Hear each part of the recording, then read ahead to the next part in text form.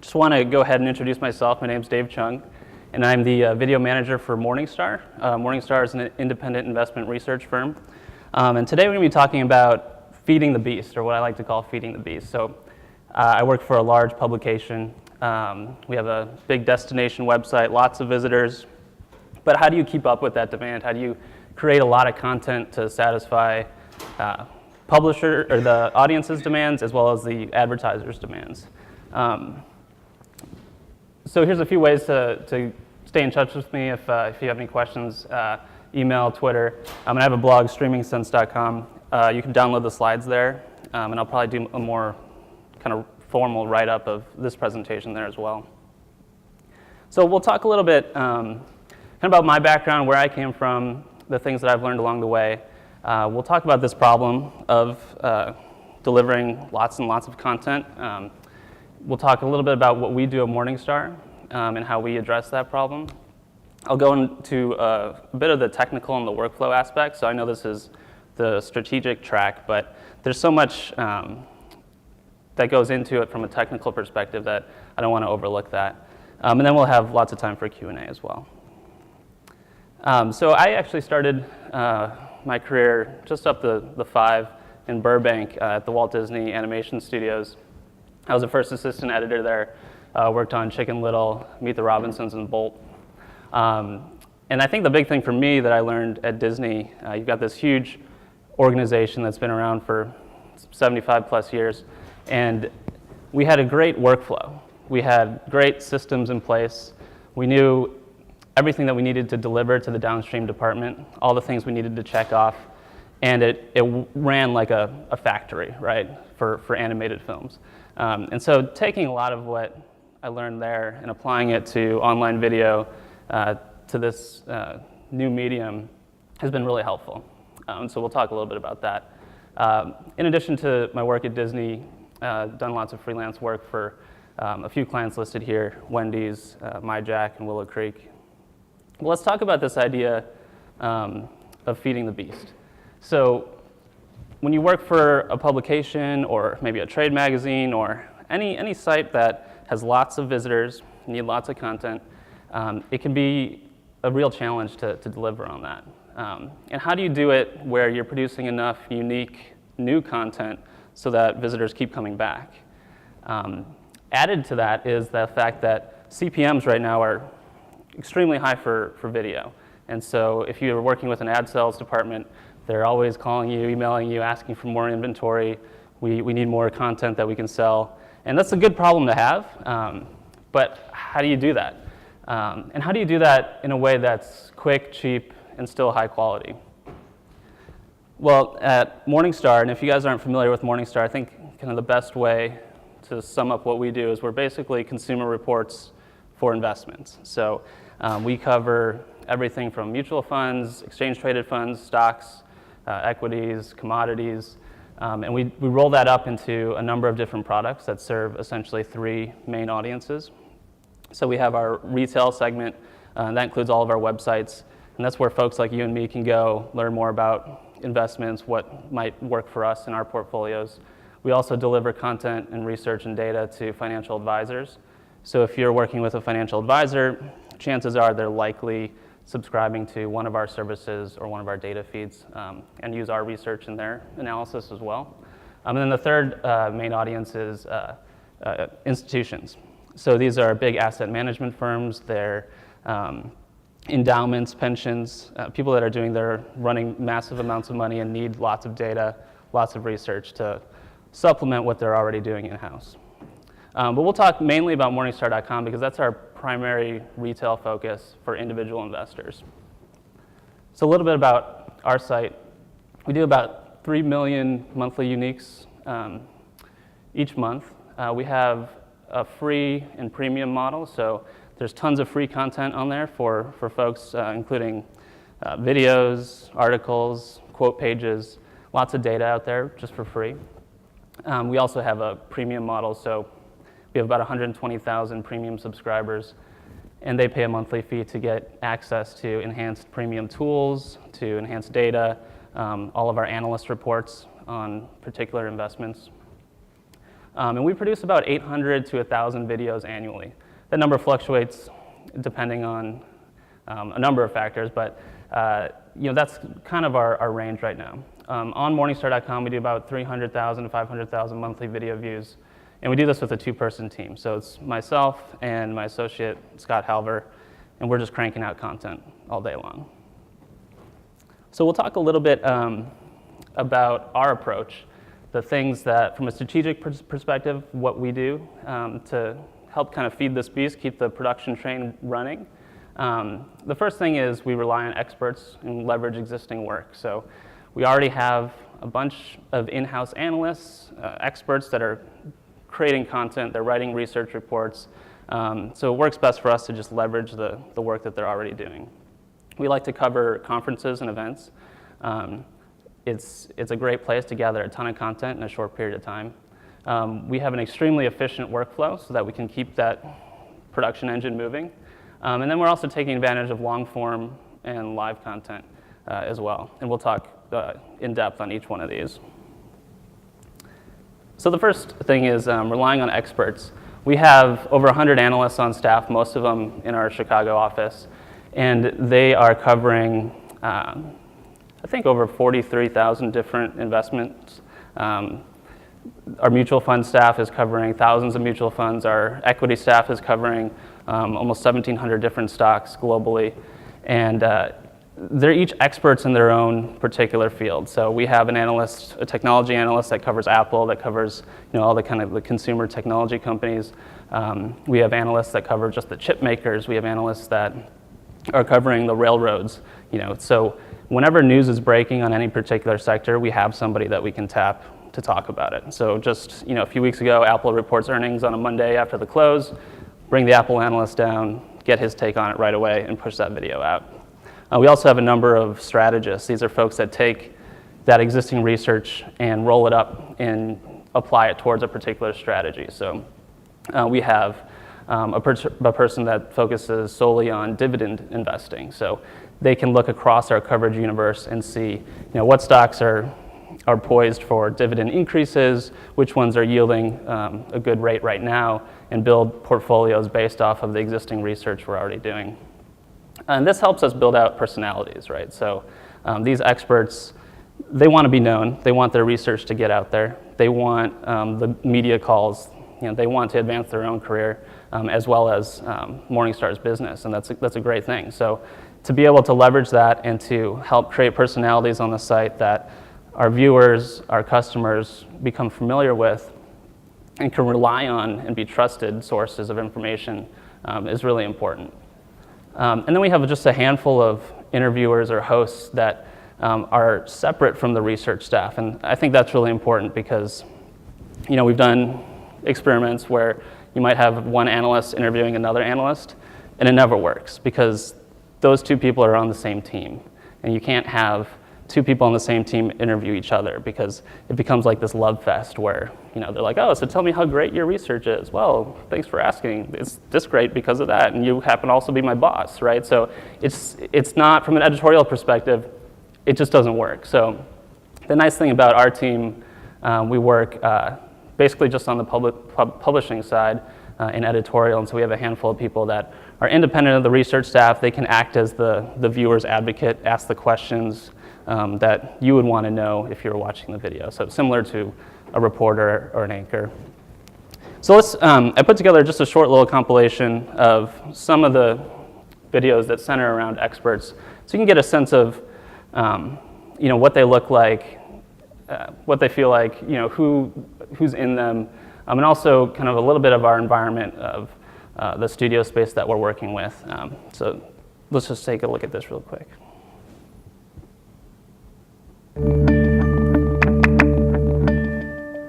I'm Jason Stipp from Morningstar. 5 years ago, the collapse of Lehman Brothers ignited an already volatile mortgage crisis into a full-blown financial crisis, roiling markets worldwide and crushing investors' portfolios.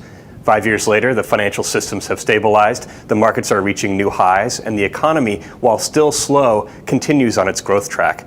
So what lessons did we learn? What lessons should we learn from the last 5 years? Morningstar experts offer their perspectives in this special report. I think one really important lesson for investors is to take into consideration leverage. So there was a really very little focus going into the financial crisis on how much debt companies were carrying on their balance sheets, and if there were some kind of downturn or unexpected event, what impact that would have on those companies. And so I think a lot of investors really learned very painfully that leverage can mean that your equity can go to zero. And so I think the more equity investors take into consideration that focus on leverage, the better off they'll be in the long run. And not only performance, but also it's good to keep an eye on valuations. And when you look at the way Morningstar analysts value the stock market, it could be a good time also from that perspective to trim a little bit on That's stocks. exactly right. So when we look at our price to fair value for the typical stock in our coverage universe, what we see is a price to fair value of about 1.02, a little over fair value currently. That's not a horrible sign for equities. It doesn't mean that equities will fall precipitously from here, but it does indicate that it's probably a good time to consider lightening up on stocks. So the bond market has obviously been bumpy over the summer. And so if I'm trimming from stocks, are you telling me then that I should take that money and plow it into bonds? Is that a good time to do that? It seems very counterintuitive. There's been so much hand-wringing about what will happen with interest rates, and I think it's really... Let's start by looking at some of the advantages of looking abroad for dividends. This is a strategy that's been growing in popularity over the last few years. Do you think that these stocks need a closer look? Yeah, I think that they're worth looking at, especially when you're looking at ADRs or ADSs, American Depository Receipts or American Depository Shares. These are shares of foreign companies that trade directly on American exchanges, New York Stock Exchange and NASDAQ. Okay, great. So that gives you a sense of the type of content we're producing. So I apologize if you're not into investing. If this isn't your thing, it might not necessarily be that interesting. And part of, and I think Steve hit on this really well this morning, was about knowing your audience, right? And so our core audience is sophisticated do-it-yourself investors as well as financial advisors. So they eat this stuff up, right? They want to know what our analysts, what our experts think. And we've, over the past 6.5 years, have really kind of honed in on the best way to deliver that to them. So we've tried everything. We've done really graphic intensive videos. We've done on location things. We've done man on the street. We've tried every possible format, I think. And we've hit on this style because not only does it get the information across quickly and easily, but it's really fast for us to produce.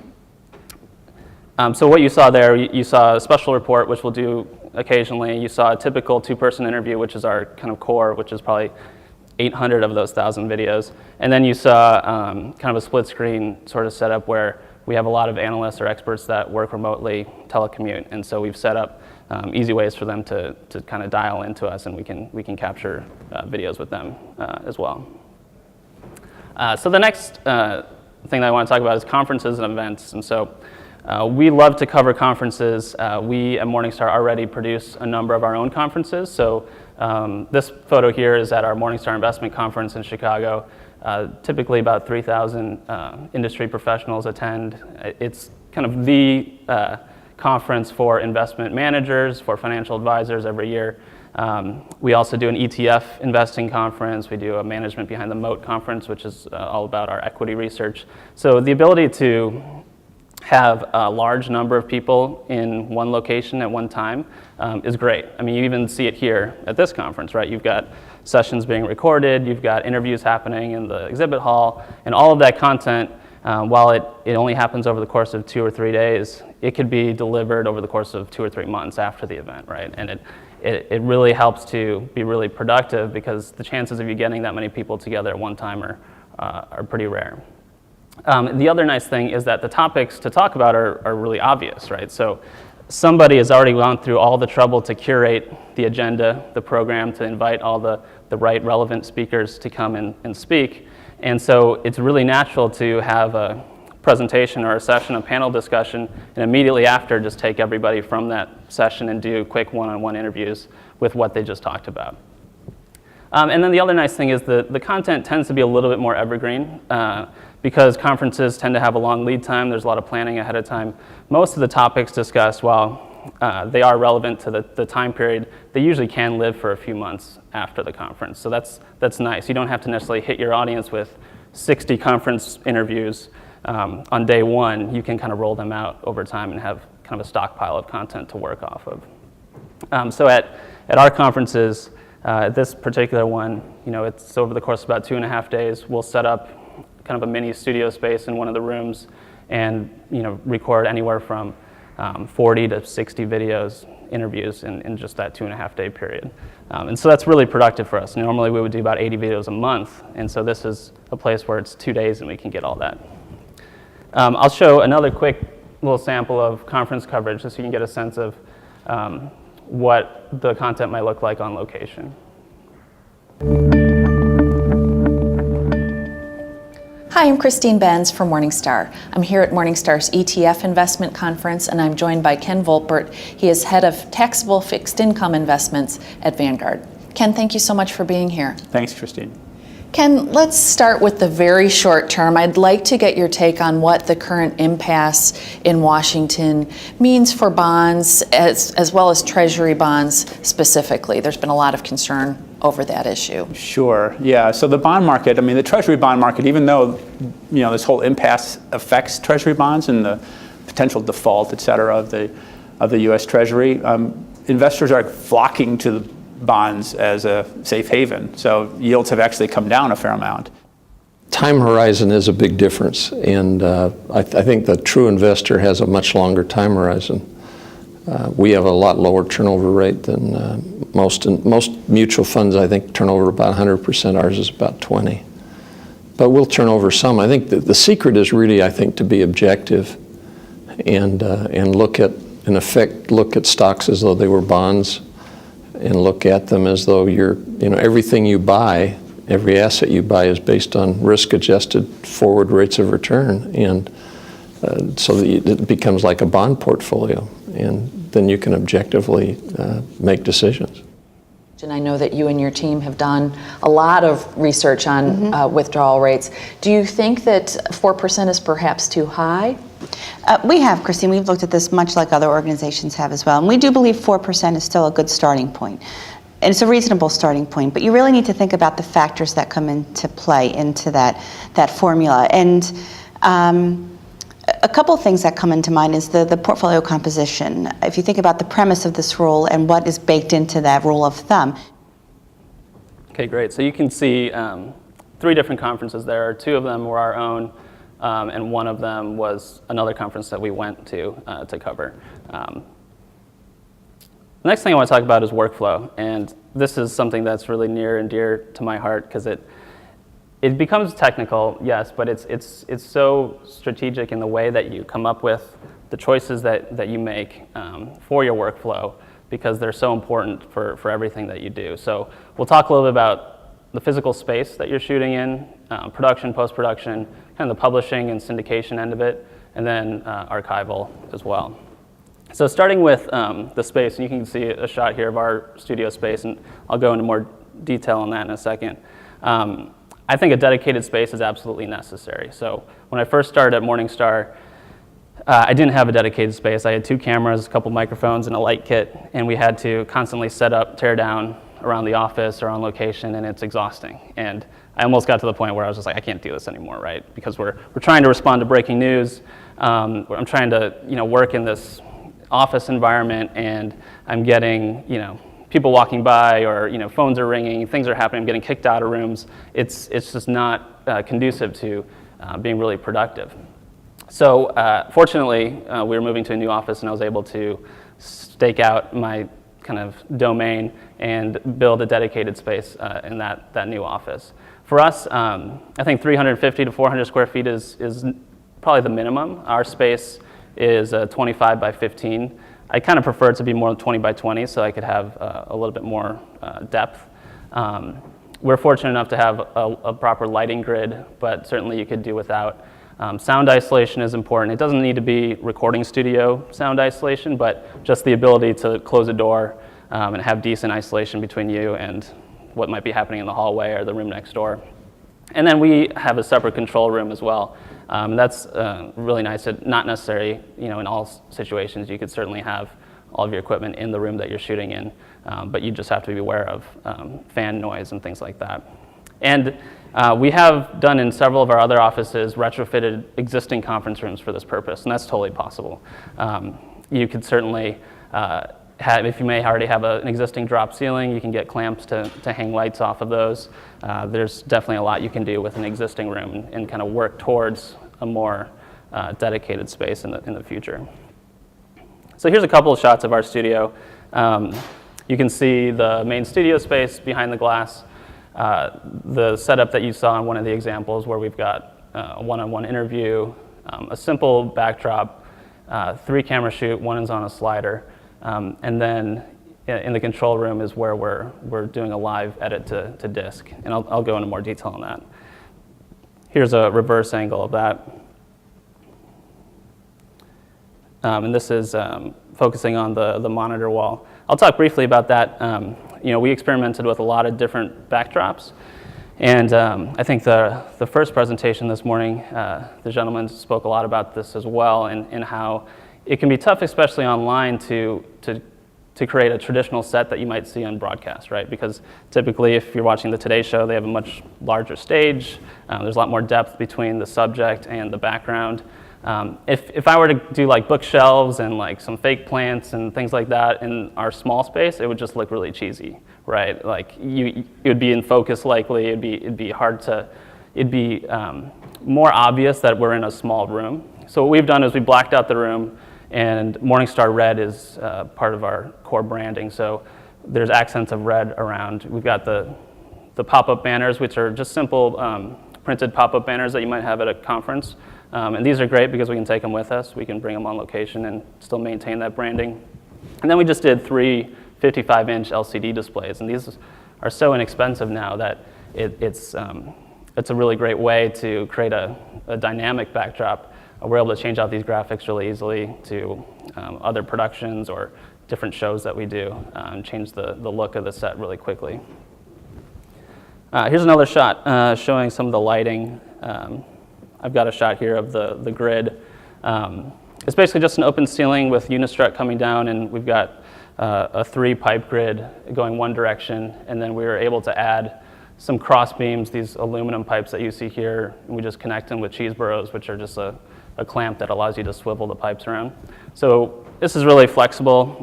Certainly if you're in a news set or a bigger set, they'll have more sophisticated rigs for this. But for a small room, a 25 by 15 room, to have this much flexibility is nice, and it leaves the floor clear of lighting stands, which gives you more flexibility to place your cameras. It gives you an added layer of safety so people aren't tripping over stands or cables and that sort of thing.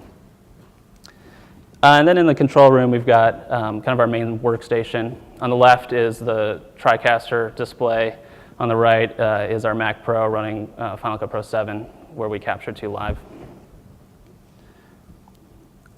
And then we're back to this shot. So I was going to walk through some of the specific equipment that we use and the choices behind those decisions. And so for cameras, we're using Panasonic HPX 170s. I kind of grew up a Panasonic guy, starting with the DBX 100, HVX 200, ended up with the HPX 170. I like it a lot because it's small, lightweight, relatively inexpensive, has an HD SDI output. Those 3 cameras are being fed to a TriCaster 455, and then being recorded within the TriCaster, but then the program out is also being recorded straight into our Mac running Final Cut Pro 7. For audio, we use Sanken COS 11 mics. These lavaliers are, in my opinion, some of the best out there. They're difficult to hide if that's important to you. For us, it's okay that you see the lav because we're not doing reality TV. It's okay. But the sound quality is amazing, so we really like those a lot. Those are being fed to a Yamaha digital mixer and then into the TriCaster. You can also see here in the lower right, we've got a 7-inch Marshall monitor for our reference. We have a JK Audio Innkeeper for telephone interviews as well.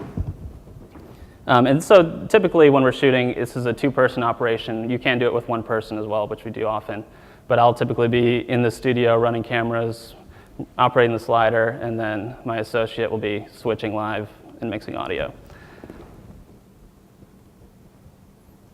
Our rack here. Just briefly go through this. The Yamaha LS9 is on the top. This digital mixer is fantastic. It's the routing capabilities, the fact that the onboard dynamics are great.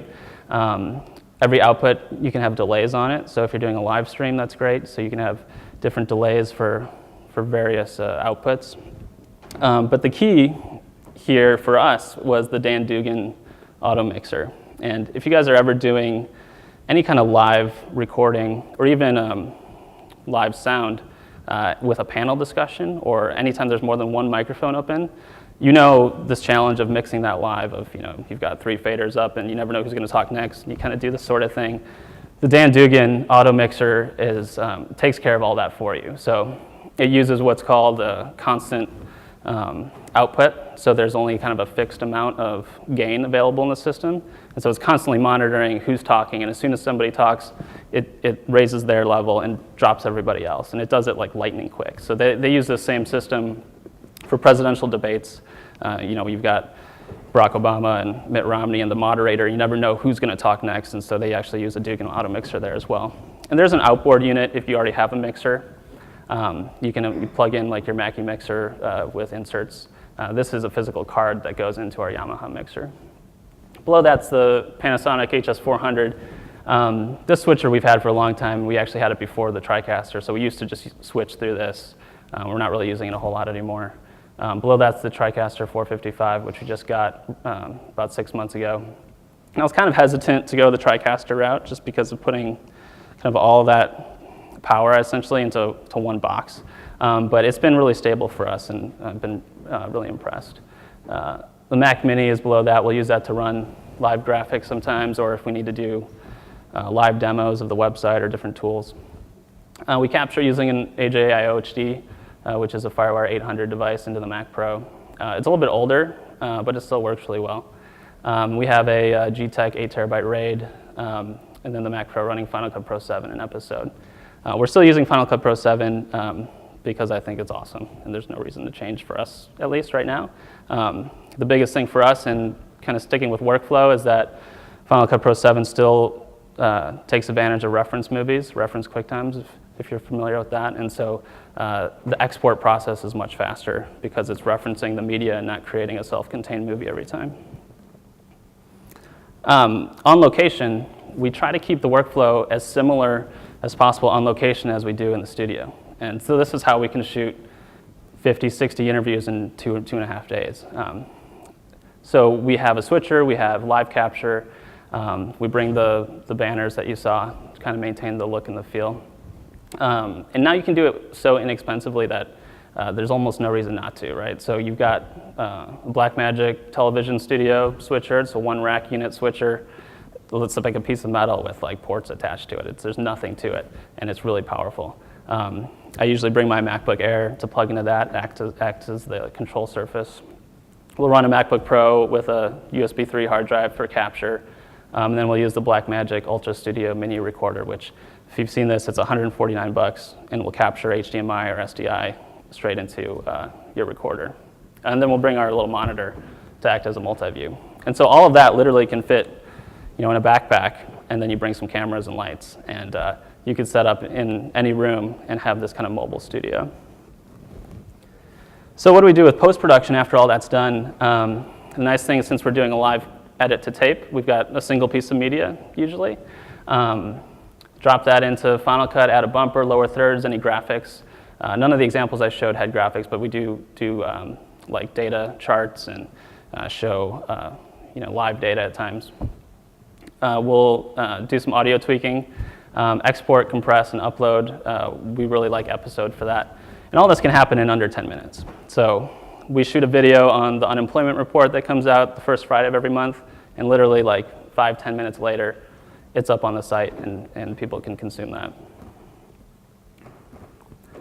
When it comes to publishing and syndication, we have an in-house CMS system. We're actually moving to Adobe CQ5, or I guess it's called Experience Manager now. That'll be happening in the next year.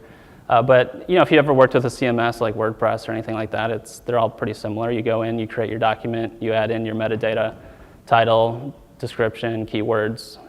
We have fields for our URLs for our different video renditions and thumbnails, that sort of thing. We'll send it out for transcription. We have an in-house transcription team in India that does that for us, which is great. We publish every video with a full transcript. There's a number of benefits for this. One is our audience likes to read. They're usually research professionals and they love reading, or they might be in an environment where they can't watch online video. So they really love the transcript. In addition, for SEO purposes, the transcript helps a lot for that. You pick up a number of different keywords or exact matches that you wouldn't get just from your title and your description. For closed captioning, works well for that as well. YouTube supports closed captioning. You can upload a transcript to there, and it'll time align your transcript with the content. We also use the RAMP platform. I believe they're exhibiting here for one of our sites, and it does that automatically for us as well. And then we'll send it off to the site editors for them to kind of spruce up the document, add anything else before it gets published, or we can publish it ourselves if we need to. And then archival. So there's a lot of, this is obviously up to you, right? With online video, there's this sense that that it just goes away after a while. For us, we want to keep a high quality copy of it forever, essentially, because you never know when you might need to go back to it. So after we compress our version for the web, we'll also compress an archive version, we call it, and it's really just kind of a high quality H.264 version. We'll keep 3 months of media online, essentially on our RAID at all times. But then after that 3 months, we'll burn those archive versions to Blu-ray, data discs, and then kind of blow away media. This process has worked for us. You can obviously tailor it to your own needs. But we have gone back to the Blu-rays for videos in instances where a client that maybe we were interviewing in the video wants a reprint on their site. So we can go back to a high quality master of that and recompress versions if we need to, or make edits if we need to as well. So the next thing I want to talk about is long form and live content. And there's lots of different schools of thought to online video duration. They were talking about it a lot this morning about keeping things short, under 3 minutes, that sort of thing. And we've experimented with short, quick, 30-second, 1 minute, 2 minute, 3 minute, all the way up to hour-long sessions. And the interesting thing for us is that we track our completion rates, and typically our average completion rate always hovers around 50%, no matter what the length is. And so I think that's just a testament to our audience and knowing our audience, knowing that they still want the content. I still really like long-form content and live content because there's a number of advantages, which we'll go through here. For the first one is that it's more efficient for the experts, for the folks that you're interviewing, right? So let's just use this presentation as an example. If I'm coming down here to do a 5-minute presentation, I still have to come down here. I still have to plug in my laptop. I still have to, prepare something. If I'm going to come down here and do an hour-long presentation, I still have to do all of that and maybe just a little bit more. And we get a lot more content out of it, right? So there's advantages in that respect. And so I like that a lot because, as soon as I get somebody in the studio, I kind of want to keep them there as long as possible and get as much out of them before they have to go back and work on something else. And so with that long form content, you might have an hour-long panel discussion or something. You can then publish that in its entirety, or you can certainly create kind of bite-sized segments from that. So you might have an hour-long segment, but that's the entire session, but then you also might have 15, 20 videos that are on demand and people can consume just those. I remember reading when HuffPost Live launched, and I don't know if I have the exact statistic, but they had over, they launched and they had a 12-hour day, I think, and they were able to then generate, over 300 videos, right, from that 12-hour day. So that's like incredibly productive because you've got all these resources, you've got cameras and lights and studios already set up, you might as well just keep it running.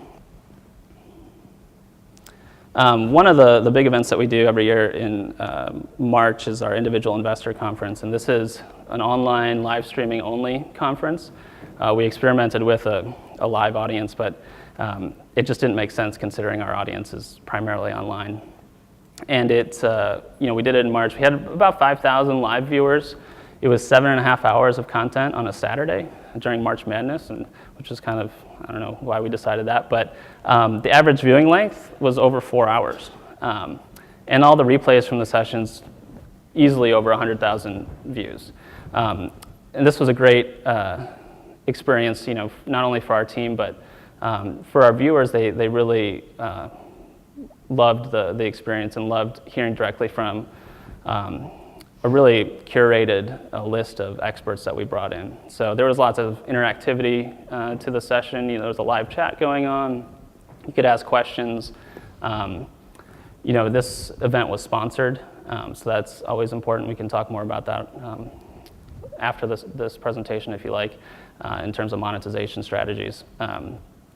But I thought the most interesting thing was the average viewing length, and the fact at the end of it, in the live chat, we were getting just tons of thank yous in the live chat, which I wasn't expecting. And thank yous not only to Morningstar, but thank yous to our sponsor, in this case Vanguard. And we never mentioned that Vanguard was sponsoring it. They just happened to have a little content module and a little banner there. But the audience knew that they were a part of it. And so that was really interesting to me. Here's a couple shots of what the studio looked like during that event. Our space is usually just half of this, and there's a dividing movable wall that we were able to open up to kind of take over the whole thing. We brought in a jib. I had a couple of freelancers help out, but we still did it with a relatively small team, just 4 of us. You can see here's a session in progress.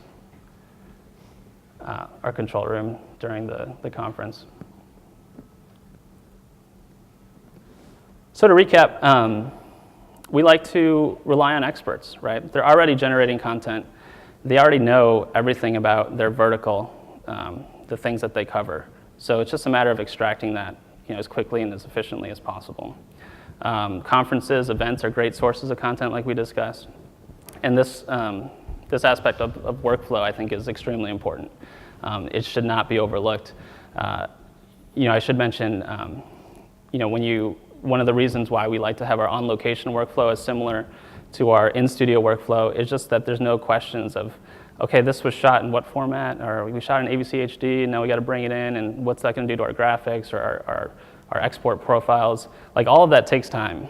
And if you spend half a day figuring out how to ingest the footage that was shot in the field, now you're half a day behind, and tomorrow's still going to happen, and there's going to be more content to produce tomorrow, right? So to keep everything consistent, to come up with a plan, a workflow, and stick to it is just so important. And it goes all the way down to the archiving stage, because if you shot something in one particular format and it got archived a little bit differently, when you go back to it 2 years later, why was this file interlaced and the other one wasn't, and nothing else is, right?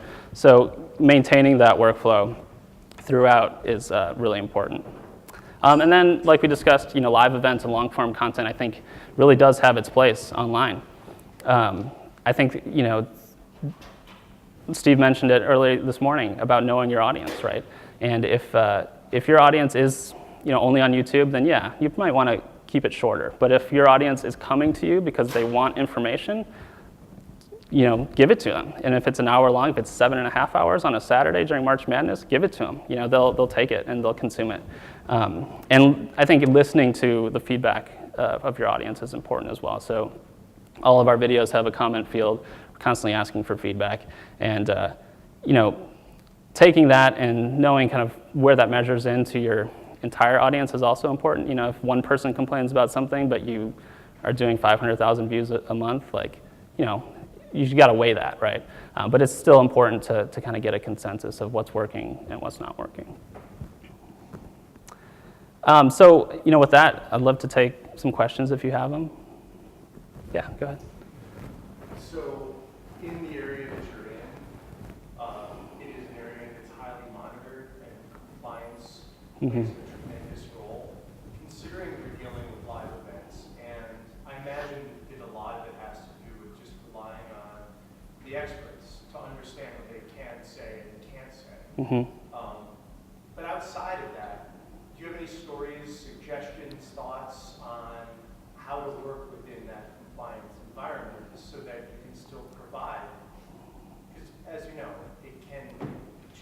Yeah, absolutely. The advantage that we have in being an independent investment research firm is that we have a branch of Morningstar Investment Management, that is a licensed investment advisor. And so anytime we do a video with them, it has to go through compliance.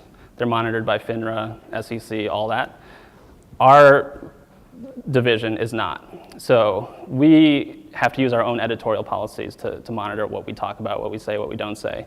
And when we're interviewing outside guests or covering panels, that stays in effect as well, right? So I think one example that I can think of right now is we had a mutual fund manager come in, and he used an analogy of talking about Miracle-Gro and like how,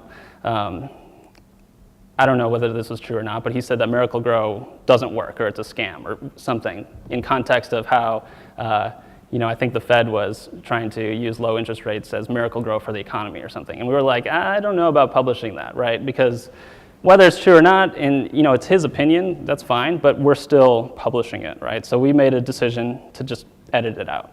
And I think, with the internet and being able to hit that publish button immediately, there's a lot of power in that, especially when you have an audience of 3 million monthly uniques and lots of people viewing this. As soon as you do publish something, it's out there and it's probably not going to be easy to bring back. Another example I'll give is we published a video with an internal person, and some of the data they were citing sounded a little questionable. And so, as I was editing it, I was like, these numbers don't quite add up to me. I'm not quite sure. And we checked with them. They said, no, we triple checked it. And so we published it. As soon as we published it, the comments started coming in. They're like, how is that possible? Why is your 10-year annualized rate of return 12%, but your 1 year is this? They did the math. They did the same math that I did. And we knew as soon as that feedback was coming in that something wasn't right. So we had to go back to the data, have them double, triple check it. They even had they had peers check the data, because you're working with these massive data tables and giant spreadsheets. They had people in different divisions check it that weren't close to the data, and they realized they made a mistake. So we were able to publish a correction, pull the video, in place of the video, put up a message that said, the previous version of this video said this, and it was incorrect, and we'll be publishing a full report on the mistake going forward. So I think it's all about how you respond to those mistakes and listening to the audience. If tons of people are commenting that something doesn't seem right, it's probably worth a second or third look, or finding somebody else in your organization or somebody that you trust to take a look at it as well, I think works well. Sure.